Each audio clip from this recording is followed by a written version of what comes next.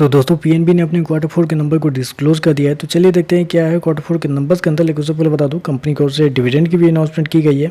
₹1.5 प्रति शेयर के हिसाब से कंपनी आपको डिविडेंड देने जा रही है। चलिए कंपनी के नंबर देख लेते हैं। डाटा लाख्स में मैं आपको क्रोर्स में कन्वर्ट करके समझाता हूँ कैसे क्या हुआ है।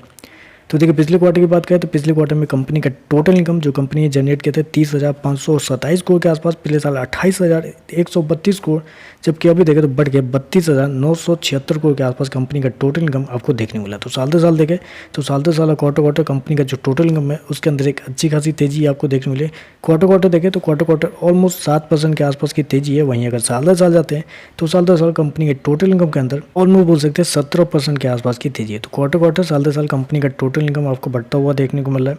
इंटरेस्ट इनकम की बात कर लेते हैं तो देखिए पिछले क्वार्टर में कंपनी ने 27,851 करोड़ जनरेट किए थे, पिछले साल 24,305 करोड़, जबकि अभी देखें तो बढ़ के 28,682 करोड़ के आसपास आपको देखने को मिलता है। कंपनी का इंटरेस्ट इनकम देखें तो वो भी आपको साल दर साल क्वार्टर आपको बढ़ता हुआ देखने को मिल रहा है।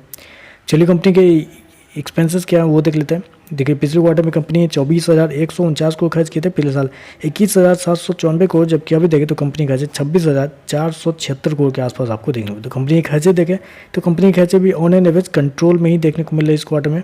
मैं आपको बता दूं इस क्वार्टर में कंपनी का जो NII है यानी कि नेट इंटरेस्ट इनकम जो है वो ऑलमोस्ट बोल सकते हैं 10,400 करोड़ के आसपास आपको देखने को मिला है, जबकि मार्केट का अनुमान था कि इस क्वार्टर में कंपनी का जो NII है वो 10,100 करोड़ के आसपास आता होगा देखने को। तो मार्केट की जितनी उम्मीद थी कंपनी के NII को लेकर उससे बेहतर ही कंपनी का NII इस क्वार्टर में आता हुआ आपको देखने को मिला है। चलिए कंपनी का प्रॉफिट क्या है वो देख लेते हैं। तो देखिए प्रॉफिट की बात करें तो पिछले क्वार्टर में कंपनी का प्रॉफिट 2,252 करोड़ के आसपास, पिछले साल 1,741 करोड़, जबकि अभी देखें तो कंपनी का प्रॉफिट 3,100 करोड़ के आसपास आपको देखने को मिला है। तो कंपनी का प्रॉफिट देखें तो आपको साल दर साल क्वार्टर आपको बढ़ता हुआ देखने को मिला है। प्रोविजन की बात कर लेते हैं तो देखिए पिछले क्वार्टर में कंपनी का प्रोविजन 2,743 करोड़ के आसपास, पिछले साल 3,708 करोड़, जबकि अभी देखें तो मात्र कंपनी का प्रोविजन 1,559 करोड़ के आसपास आपको देखने मिला। तो कंपनी का प्रोविजन देखें तो आपको साल दर साल क्वार्टर कम होता हुआ देखने को मिला है, जो कि एक अच्छी बात है। चलिए कंपनी के EPS देखते हैं और NPA क्या है वो देख लेते हैं। तो देखिए EPS की बात करें तो पिछले क्वार्टर में 2.02, पिछले साल 1.05, अभी देखें तो बढ़ के 2.73 के आसपास आपको देखने मिला। तो कंपनी का EPS देखें तो आपको साल दर साल बढ़ता हुआ देखने को मिला है, जबकि क्वार्टर देखें तो वहाँ पर भी आपको बढ़ता हुआ देखने को मिला है।